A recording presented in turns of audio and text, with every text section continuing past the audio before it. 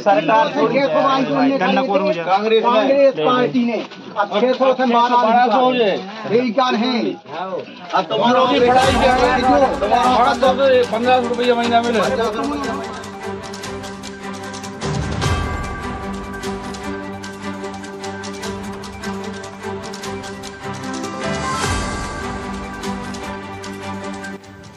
ज्यों-ज्यों विधानसभा चुनाव के मतदान की तारीख नज़दीक आ रही है, त्यों-त्यों चुनावी माहौल गर्माता जा रहा है।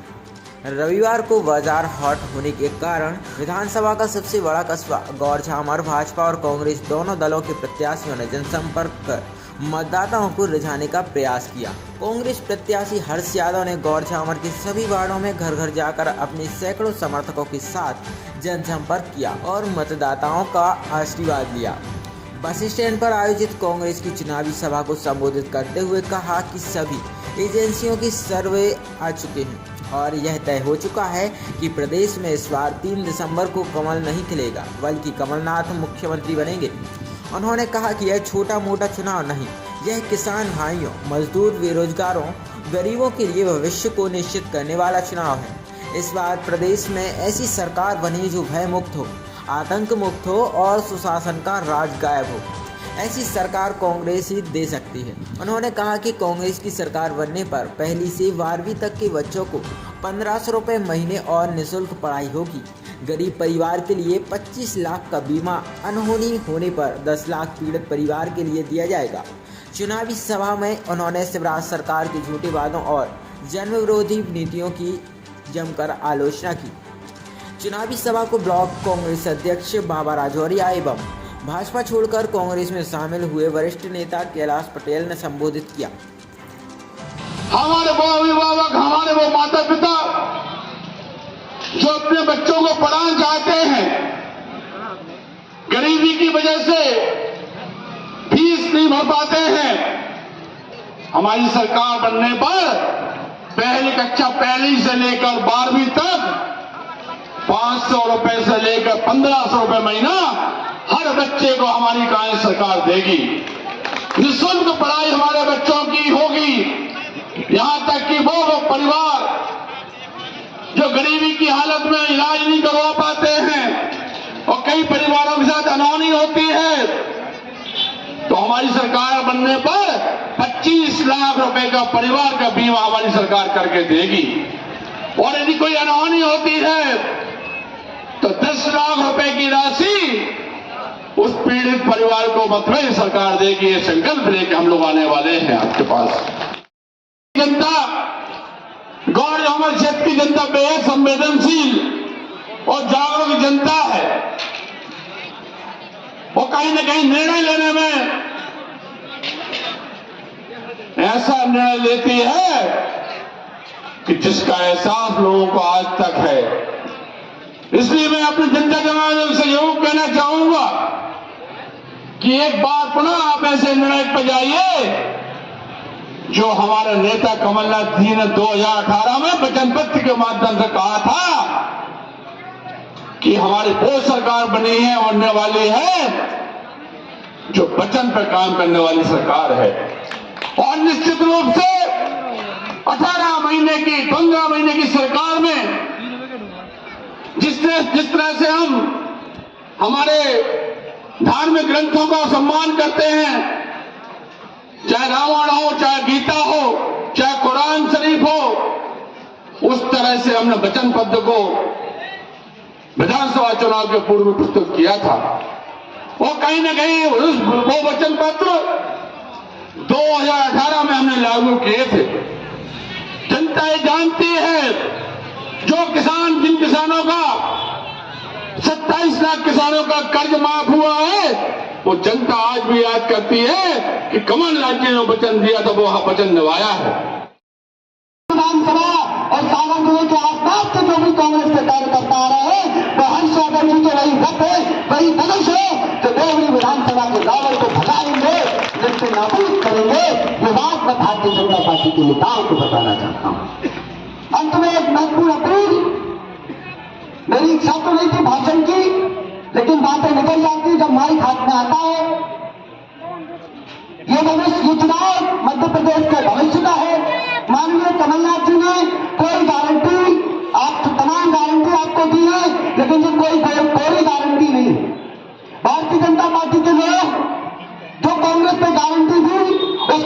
योजना बनाकर आपके बीच में, चाहे लाडली बहना की बात हो, चाहे तमाम बातें, उन्होंने आपके बीच में रेवड़ी बांटने का काम किया हो। मैं आपको बताना चाहता हूं, राजस्थान में पहले से ही महिलाओं को 1500 रुपए मिल रहे हैं राजस्थान में, और छत्तीसगढ़ में जहां भी हमारी सरकार है 500 रुपए का गैस सिलेंडर मिल रहा है, युवाओं को रोजगार मिल रहा है। तो जो मध्य प्रदेश में कांग्रेस पार्टी ने 11 गारंटियां दी है और अपना वचन पत्र यहां दिया है, उस वचन पत्र पे हमारी जो अन्य सरकारें हैं वहां पर हम इम्प्लीमेंट करा रहे हैं, वहां पर वो योजनाएं क्रियान्वित हो रही है। और निश्चित रूप से आपके आशीर्वाद से माननीय हर्ष यादव जी जीतेंगे, कैबिनेट मंत्री बनेंगे, दिल्ली की जनता की सेवा करेंगे, और मध्य प्रदेश में जब कमलनाथ जी की सरकार बनेगी तो जनता को इन गारंटियों का लाभ मिलेगा। आप सबने बोलने का मौका लिए हमेशा संघर्ष किया है और उपमंडी बनवाई। गोरझामर विकास की बात कर रहे हैं आप लोग। जब ये विधायक थे 98 में, तो इनसे पूछो कि इनने कहीं 30 बाई 30 की जगह में भवन बनवाया है? बात करते हैं विकास की। 98 से 2003 तक विधायक रहे थे। इनसे जो पूछो कितने दुख सुख में गोरझामर में आए। हर्ष यादव तो लगातार गोरझामर में संपर्क करते रहे। इनसे जब पूछो कि जब कोरोना था तो जब ये कहां थे? भोपाल में थे। यहां हर्ष यादव लगातार जनता की सेवा कर रहे थे। बात करेंगे विकास की। भाजपा के लोग विकास की बात करते हैं। मुझे मालूम है कि हर्ष यादव ने हमेशा किसानों की लड़ाई लड़ी है। चाहे खाद की बात हो, चाहे बिजली की बात हो, चाहे पानी की बात हो, हमेशा आपके बीच में रहे हैं। आज 2003 से 2022 में भाजपा के सदस्यता लेकर चुनाव लड़ने आए हैं। इनने एक इंटरव्यू में कहा है मीडिया में कि मैंने टिकट नहीं मांगी, भाजपा स्वयं लेकर आई है मेरे घर। इनको इतना घमंड है, जनता को इसका जवाब देना है। इनका घमंड खत्म करना है भैया, और ऐसे गुंडा आतंकवादियों से बचना है। यह सरल आदमी 2003 में इनके साथ क्या घटना की थी, उसमें चाहे ब्राह्मण हो, चाहे कुर्मी हो, चाहे हरिजन आदिवासी हो, सब लोग पिटे थे। इस बात को कभी नहीं भूलना आप लोग। इस बात का जवाब जरूर देना 17 तारीख को। हम आपके साथ में हैं, ना भय से डरना ना आतंक से। हम आपके साथ गोरझामर में वोटिंग के दिन यहीं रहेंगे। मैं अपनी बारी को यहीं विराम देता। बहुत थके गए हैं हम लोग, बहुत बगलाया गया है हमें, और निश्चित रूप से अब हमें बहुत सोच समझ के निर्णय लेने की आवश्यकता है। और यदि हमने कहीं लोगों की बातों में आकर धर्म के नाम पर, संप्रदाय के नाम पर, जाति के नाम पर, क्षेत्र के आधार पर छोटी सी गलती की, तो आने वाला भविष्य, हमारा आपका सबका भविष्य अंधकारमय होने वाला है। मैं आप लोगों से गुजारिश करने आया हूं। लोगों ने बहुत उम्मीदें की थी इन 20 वर्षों के भारतीय जनता पार्टी के कार्यकाल की। हमारे पूर्व वक्ताओं ने बड़े विस्तार से भारतीय जनता पार्टी की कथनी और करनी में अंतर को बताया है। उस पर विस्तार से जाने की आवश्यकता नहीं है, मगर एक बात जरूर कहना चाहता हूं,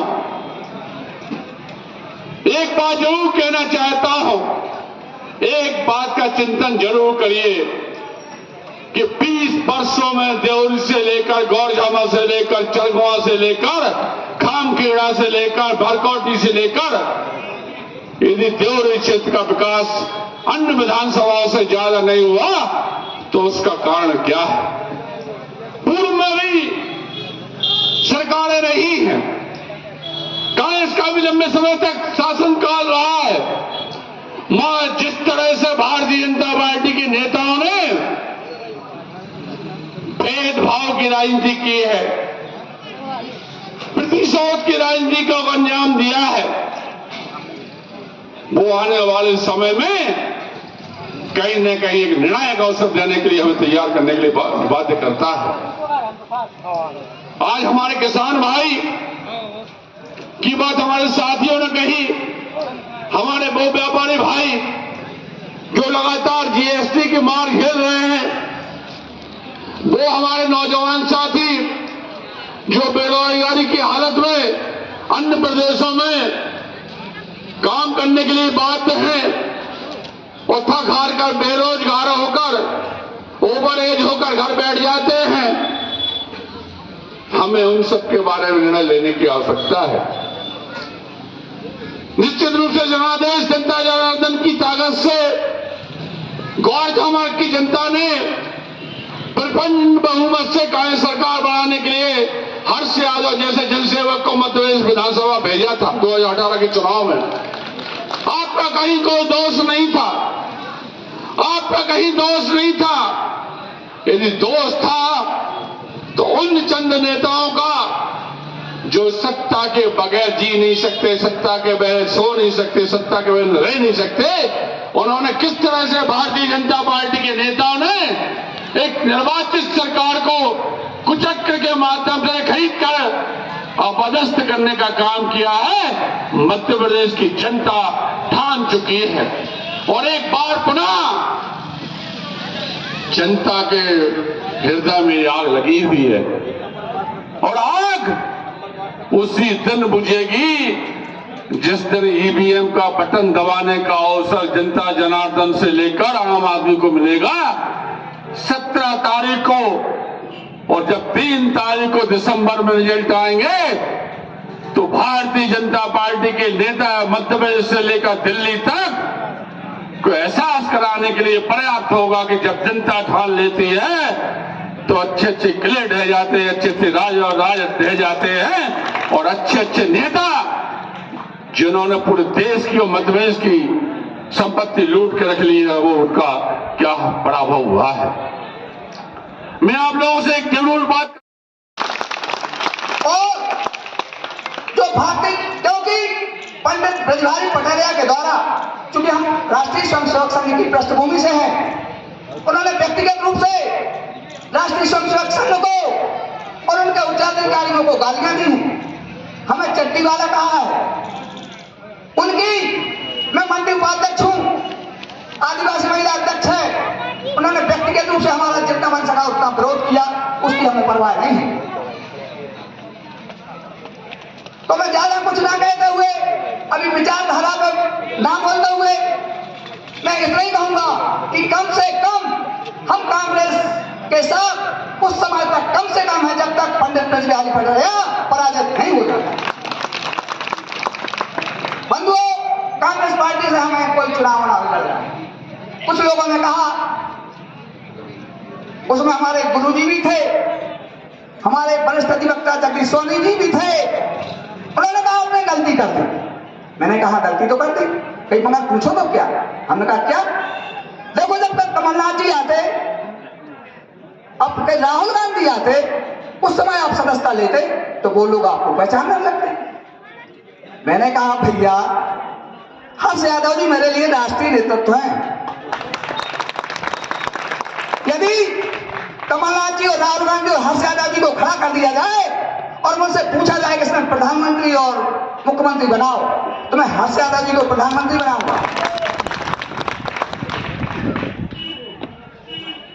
तो इस प्रकार से, चूंकि मुझे बोलने की ज्यादा आदत नहीं है, इसलिए मैं चुनाव भर ऐसे सीमित बोलूंगा, क्योंकि बोलने में कुछ गलतियां हो जाती है, मीडिया बैठा रहता है, तो अनावश्यक अपन इस प्रकार का कोई झमेला नहीं चाहते हैं। और मैं चूंकि कांग्रेस पार्टी की मैंने सदस्यता ली है, तो कांग्रेस पार्टी के कार्यकर्ताओं में करबद्ध निवेदन करना चाहूंगा कि मर्यादाओं का पालन करते हुए चुनाव संपन्न कराएं।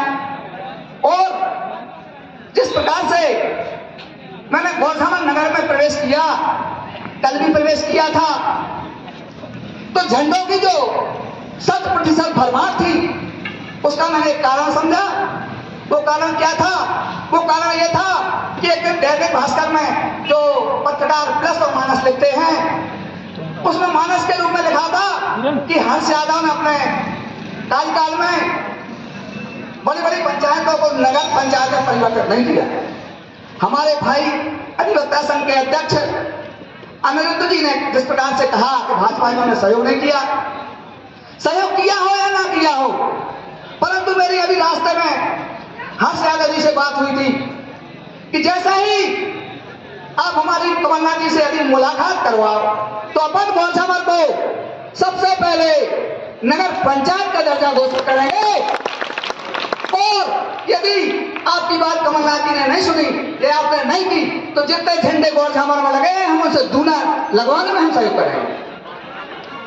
आप हर्ष यादव जी एक अधिवक्ता है, अधिवक्ताओं के बारे में किसी राजनीतिक पार्टी ने जो अधिवक्ताओं की संरक्षण अधिनियम की बात कर रही है उस पर किसी ने गौर नहीं की। अपने मुखिया से अधिवक्ताओं के संबंध में अधिवक्ता संरक्षण अधिनियम लागू कराएं, और ये टोल पे जो अधिवक्ता वकालत करने आते हैं जैसे सागर से देवरी, तो इनको टोल ना लगे इसके संबंध में प्रयास करें। तो मैं ऐसी आशा उनसे करूंगा, इन सब बातों का उनको वो ध्यान देंगे, और निश्चित रूप से आपसे जो अपेक्षा है वो अपेक्षा यही है कि हर्ष यादव जी पिछली बार मात्र 4200 वोट से हारे जीते थे, और 4200 वोट की जीत का परिणाम यह था कि वो कैबिनेट मंत्री बने बंधुओं। यदि इस बार जो जीत का परिणाम है वो 4200 से नीचे रहा तो वो कैबिनेट मंत्री नहीं बनेंगे बंधुओं, राज्य मंत्री बनेंगे। और यदि वो जीत का परिणाम है वो 20,000 तक पहुंचता है तो हर्ष यादव चूंकि अधिवक्ता है तो गिंदी मंत्री बनेंगे। और बंधुओं, यदि हर्ष यादव के सहयोग से सागर जिले की 80% जीतती है और आपका परिणाम यदि 1 लाख से ऊपर जाता है तो मेरा दावा है कि हर्ष यादव गृह मंत्री बनेंगे, गृह मंत्री। तो आपको अपने क्षेत्र में कैसा नेता मजबूत करना है ये आपके ऊपर है बंधुओं। हर्ष यादव की एक में उनके साथ कल गया था बंधुओं, तो एक खरखरी में भंडारा चल रहा था, जो अभी वर्तमान में हमारे परम सम्मानी ब्रजबिहारी पटेल जी को भारतीय जनता पार्टी से अधिकृत किया गया है। जैसे ही उनकी एंट्री भारतीय जनता पार्टी में हुई थी तो मैंने उसी दिन पार्टी से त्याग पत्र दिया था बंधुओं। मैंने वो त्याग पत्र क्यों दिया था? वो इसलिए दिया था कि वो शत्रु हो मित्र हो, परंतु शत्रु भी ऐसा सब अपेक्षा करते हैं कि शत्रु बार करे तो सामने से करे, पीठ में छुरा भोंकने वाला नहीं बंधु। मैं उस चोपड़ा वाली घटना से सहमत नहीं हूं। यदि टिकट मिला था तो आपके पार्टी के बंधुओं को मिला था, आपके छोटे भाई को मिला था। और बंधुओं, जिस भुजंग को क्षमा न सोचती उस भुजंग को जिसके पास गरज हो, कल शाम यदि छोड़ दे तो ये बहुत बड़ी बात होती है, बने आसाम छोड़ दे तो कोई ये बड़ा आसान नहीं है। आपको छोटे भाई की मैंने देवरी किला में सभा सुनी थी, वो एक आंख बांधे हुए था। दिग्विजय सिंह या कमलनाथ जी कौन नेता थे मेरे को ध्यान नहीं है, और उसने कहा था कि मेरे छोटे भाई ने मेरे बड़े भाई ने मेरे ऊपर प्रहार कर दिया। उसके मन में कभी बदले का भाव नहीं आया बंधुओं। मैं ऐसे नेता को उस नतीजे की श्रेणी से देखता हूं जिन्होंने जनहित में, क्षेत्र हित में अपने प्राणों की बाजी दी। जब मुझे लगा कि मैं 3 पीढ़ी से भारतीय जनता पार्टी में हूं, 4 बार से टिकट मांग रहा हूं, अंतिम 3 में कई बार नाम पहुंच गया है, इसके बावजूद भी भारतीय जनता पार्टी इस प्रकार से यदि निर्णय करती है तो हमें क्या करना चाहिए? मैं किंकर्तव्य विमूढ़ की स्थिति में था बंधुओं। आपके गौशामर का एक भाई अखिलेश जैन आप पार्टी का संयोजक है, मेरी उससे बात हुई, मैंने उससे बड़ी बड़ी शर्तें रखी। मैंने कहा भैया, उसने उसी समय संपर्क उनसे किया मैंने कहा देखो टिकट डिसाइड होने दो, उसके बाद हम बात करेंगे आपसे। जैसे ही टिकट डिसाइड हुआ भैया उसने बात करी, तो मैंने बहुत बड़ी बात रखी उससे मैंने कहा हमारी शर्त मानोगे आप? क्या शर्त है? मैंने कहा मैं आप पार्टी से तब चुनाव लड़ूंगा कि आप पार्टी मुझे मुख्यमंत्री का चेहरा घोषित करे। और ये बात मैंने कांग्रेस के पूर्व अध्यक्ष विजय गुरु जी से ही बताई। तो उसने बात करके दिल्ली में और तमाम बात कहा, आपकी बात हो गई। परंतु मैंने उसकी बात इसलिए नहीं मानी बंधुओं कि आखिर में हमारा उद्देश्य क्या है। हमारा उद्देश्य क्षेत्र के हित में जो व्यक्ति संघर्ष करता हो उसको सहयोग करना। मैंने सोचा कि मैं भैया आप पार्टी से चुनाव लड़ूंगा, तो ये व्यक्ति जो 20 वर्ष से क्षेत्र में संघर्ष कर रहा है, दिन रात एक करता है, मैंने हमारे यहाँ कभी शादी हुई तो कहीं 2 बजे आएगा, कहीं 1 बजे आएगा, ऐसे व्यक्ति को यदि सहयोग ना करके मैंने चुनाव लड़ा, मैं जीता या हारा, परंतु इसकी हार निश्चित है।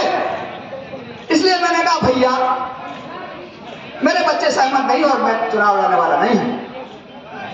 मैंने